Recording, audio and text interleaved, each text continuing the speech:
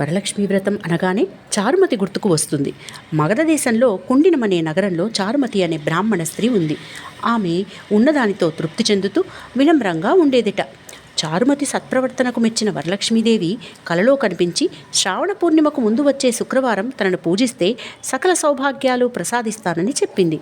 శ్రావణ పూర్ణిమకు ముందు వచ్చిన శుక్రవారం కలలో తనకు లక్ష్మీదేవి సెలవిచ్చిన విధంగా అన్ని ఏర్పాట్లు చేసుకుని చారుమతి నగరంలో ఉన్న అన్ని వర్ణాల స్త్రీలతో కలిసి పూజ చేసింది. పూజానంతరం మొదటి ప్రదక్షిణకి ఆ స్త్రీలందరి పాదాలకు అందెలు వచ్చాయి. రెండో ప్రదక్షిణకి సర్వాలంకారాలు అమరాయి. మూడో ప్రదక్షిణకి భర్తలు వారిని తీసుకువెళ్ళడానికి వాహనాలలో వచ్చారు. ఇది చారుమతి కథ. కానీ దీనిలో అంతరార్థం చాలా గొప్పదండి. తనకు మాత్రమే వ్రత విధానం వివరించిన ఆ సౌభాగ్యం తోటి స్త్రీలకు దక్కాలని నేను అన్న భావన నుండి మనం అన్న భావనను అలవర్చుకుంది చారుమతి. అందరిలో ఇదే భావన ఉండాలి అనేది దీనిలో